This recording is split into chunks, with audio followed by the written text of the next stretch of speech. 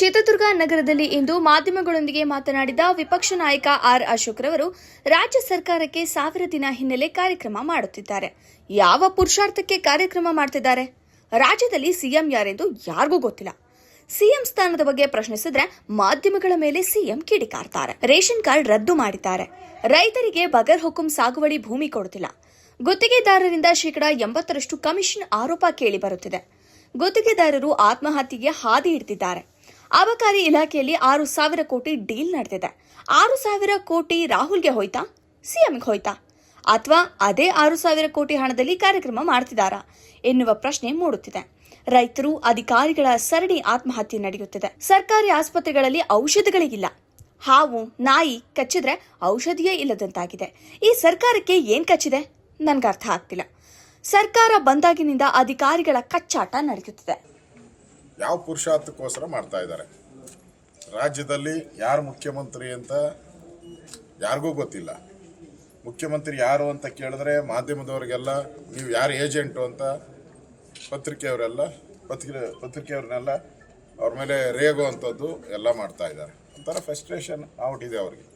ಅಲ್ಲಿ D K Shivakumar ನಾನೇನು ದೆಹಲಿಯಲ್ಲಿ ಹೋಗಿ ಗಾಳಿ ಕುಡಿಯಕ್ಕೆ ಹೋಗಿದ್ನ, ರಾಜಕೀಯ ಮಾಡೋಕ್ಕೆ ಬಂದಿರೋದು ಅಂತಾರೆ. ಇಲ್ಲಿ ಮಹದೇವಪ್ಪ 5 ವರ್ಷ ಸಿದ್ದರಾಮಯ್ಯನವರೇ ಅಂತಾರೆ. ಅಂದರೆ ಯಾವ ಸಾಧನೆಗೋಸ್ಕರ ನೀವು 1000 ದಿನಗಳನ್ನು ಕಂಪ್ಲೀಟ್ ಮಾಡಿದ್ರಿ? ಕರಾಳ ದಿನಗಳು. ಈ 1000 ದಿನಗಳೇನಿದೆ ಕರಾಳ ದಿನಗಳು. ಒಂದು ಕಡೆ ರೇಷನ್ ಕಾರ್ಡನ್ನು ರದ್ದು ಮಾಡಿದ್ದೀರ, ಒಂದು ಕಡೆ ಬಗರ್ಕುಂ ಸಾಗುವಳಿ ಜಮೀನನ್ನು ರೈತ ಯಾರಿಗೂ ಕೊಡ್ತಾ ಇಲ್ಲ, ಒಂದು ಕಡೆ ಕಾಂಟ್ರಾಕ್ಟರ್ಗಳು ಆತ್ಮಹತ್ಯೆ ಹಾದಿ ಹಿಡಿದಿದ್ದಾರೆ. ಇದು 80% ಕಮಿಷನ್ ಹೊಡಿತಾ ಇದ್ದಾರೆ. ನಮಗೆ ಬದುಕಕ್ಕೆ ಆಗ್ತಾ ಇಲ್ಲ, ಕೆಲಸ ಮಾಡೋಕ್ಕೂ ಬಿಡ್ತಾ ಇಲ್ಲ, ಮತ್ತು ಬಿಲ್ಲು ನಮಗೆ ಸಿಗ್ತಾ ಇಲ್ಲ. ಅವರು ಡೇಟನ್ನು ಡಿಕ್ಲೇರ್ ಮಾಡಿದ್ದಾರೆ, ನಾವು ಪ್ರತಿಭಟನೆ ಮಾಡ್ತೀರಿ ಅಂತ. ಮತ್ತು ಅಬ್ಕಾರಿದಂತೂ ಒಂದು 6,000 ಕೋಟಿ ಡೀಲ್ ಮೊನ್ನೆ ಅಧಿವೇಶನದಲ್ಲೂ ನಾವು ಮಾತಾಡಿದಿರಿ. 6,000 ಕೋಟಿ ರಾಹುಲ್ ಗಾಂಧಿಗೆ ಹೋಯ್ತಾ, ಸಿದ್ದರಾಮಯ್ಯನಿಗೆ ಹೋಯ್ತಾ? ಈ 6,000 ಕೋಟಿನೇ ತಗೊಂಡು ಅಲ್ಲಿ 1000 ದಿನದ ನಿಮ್ಮ ಸಮಾವೇಶನ ಮಾಡ್ತಾ ಇದ್ದೀರಾ. ಒಂದು ಕಡೆ ರೈತರ ಆತ್ಮಹತ್ಯೆ, ಇನ್ನೊಂದು ಕಡೆ ಅಧಿಕಾರಿಗಳು ಸರಣಿ ರೀತಿ ಆತ್ಮಹತ್ಯೆಗಳನ್ನು ಮಾಡ್ಕೊತಾ ಇದ್ದಾರೆ. ಆಸ್ಪತ್ರೆಗಳಲ್ಲಿ ಔಷಧಿ ಇಲ್ಲ. ಕಳೆದ 6 ತಿಂಗಳಿಂದ ಸುಮಾರು 800ಕ್ಕೂ ಹೆಚ್ಚು ಔಷಧಿಗಳು ಬೇಕಾಗಿಲ್ಲ.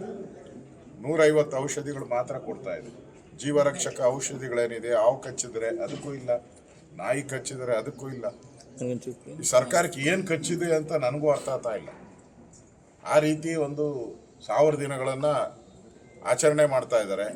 ಸರ್ಕಾರ ಬಂದಾಗಿಂದನೂ ಕೂಡ ಅಧಿಕಾರದ ಕಿಚ್ಚಾಟ, 80% ಕಮಿಷನನ್ನು ಲೂಟಿ ಹೊಡೆದಿರೋ ಆಪಾದನೆಯನ್ನು ಸರ್ಕಾರ ಎದುರಿಸ್ತಾ ಇದೆ. ನರೇಂದ್ರ ಮೋದಿ ನೇತೃತ್ವದಲ್ಲಿ ಮೊನ್ನೆನೂ ಕೂಡ ಬಡ್ಜೆಟಲ್ಲಿ ರೈತರಿಗೆ ಒಳ್ಳೆಯದಾಗುವಂಥ ಕೆಲಸವನ್ನು ಮಾಡಿದ್ದಾರೆ. ಯಾರೋ ಕೆಲವರೆಲ್ಲರೂ ಕೂಡ ಕಮ್ಯುನಿಸ್ಟ್ ಪ್ರೇರಿತವಾಗಿ, ಕಾಂಗ್ರೆಸ್ ಪ್ರೇರಿತವಾಗಿ ಹೋರಾಟಗಳನ್ನು ಮಾಡಿದ್ರೆ ಅದಕ್ಕೂ ನಮ್ಗೆ ಸಂಬಂಧ ಇಲ್ಲ. ಕೇಂದ್ರ ಸರ್ಕಾರ 6,000 ಹಣ ಕೊಡ್ತಾ ಇದ್ದಾರಲ್ಲ ಪ್ರತಿ ರೈತನಿಗೂ. ಹಿಂದೆ ಇತ್ತ ಈ ಯೋಜನೆ. ಬಸವರಾಜ ಬೊಮ್ಮಾಯಿ ರೈತರ ಮಕ್ಕಳಿಗೆಲ್ಲ ವಿದ್ಯಾನಿಧಿ ಅಂತ ಕೊಟ್ಟಿದ್ರು, ಅದನ್ನು ಸ್ಟಾಪ್ ಮಾಡಿದ್ರು. ಅದನ್ನೇನ ಕೇಳ್ತಾ ಇದ್ದಾರೆ ಯಾರನ್ನ ರೈತರು? ಕೇಳಬೇಕಲ್ಲ, ಅದನ್ನು ಕೇಳಿದ್ರಲ್ಲ. ಈಗ ರಸಗೊಬ್ಬರ ಎಲ್ಲ ಕಡೆ ಕಾಳೆ ಸಂತೆಯಲ್ಲಿ ಮಾರಾಟ ಆಗ್ತಾ ಇದೆ, ಎಲ್ಲ ಕಡೆ ಸೀಸ್ ಮಾಡ್ತಾ ಇದ್ದಾರೆ. ಕೋಟಿ ರಸಗೊಬ್ಬರಗಳನ್ನು ರಾಜ್ಯ ಸರ್ಕಾರನೇ ಕುಮ್ಮಕ್ನಿಂದ ಎಲ್ಲ ಕಡೆ ಬ್ಲಾಕ್ ಮಾರ್ಕೆಟ್ ಅಲ್ಲಿ ಹೋಗ್ತಾ ಇದೆ. ಭದ್ರಾ ಯೋಜನೆ ಬಗ್ಗೆ ಮಾತಾಡ್ತಿದ್ವಿ. ರಾಜ್ಯದಲ್ಲಿ ಎಲ್ಲಾ ಕಡೆ ಯೋಜನೆಗಳ ಬಗ್ಗೆ ಮಾತಾಡ್ತೀವಿ. ಆದ್ರೆ ರಾಜ್ಯ ಕರ್ನಾಟಕದ ಭದ್ರಾ ಮೇಲ್ದಂಡೆ ಯೋಜನೆ ಬಗ್ಗೆ ಯಾಕೆ ಇಷ್ಟು ತಾತ್ಸಾರ? ರಾಜ್ಯ ಸರ್ಕಾರ ಆಗಿರ್ಬೋದು, ಕೇಂದ್ರ ಸರ್ಕಾರ ನಾವು ವಿರೋಧ ಪಕ್ಷದಲ್ಲಿದ್ದೀರಿ. ರಾಜ್ಯ ಸರ್ಕಾರ ಸಭೆ ಕರೆದ್ರೆ ನಾವು ಹೋಗಕ್ಕೆ ರೆಡಿ ಇದ್ದೀರಿ, ಮಾತಾಡಕ್ಕೆ ರೆಡಿ ಇದ್ದೀರಿ. ರಾಜ್ಯ ಸರ್ಕಾರ ಇದುವರೆಗೂ ಒಂದು ವಿರೋಧ ಪಕ್ಷದವ್ರನ್ನ ಒಂದು ನದಿ ವಿಚಾರವಾಗಲಿ, ಭಾಷೆ ವಿಚಾರವಾಗಲಿ, ನೆಲದ ವಿಚಾರವಾಗಿ ತಲೆನೇ ಕೆಡಿಸ್ತಾ ಇಲ್ಲ. ಅವರು ಅಧಿಕಾರದ ಕಚ್ಚಾಟದಲ್ಲಿ ಇದ್ದಾರೆ. ಅದನ್ನ ಮುಗಿಸಿ ಆಚೆ ಬರಲಿ. ನಾವಂತೂ ಯಾಕೆ ಸಂಸದರು ಕೂಡ ಇದಕ್ಕೆ ಧ್ವನಿ ಎತ್ತಾ ಇಲ್ಲ? 5,300 ಕೋಟಿ ರೂಪಾಯಿನ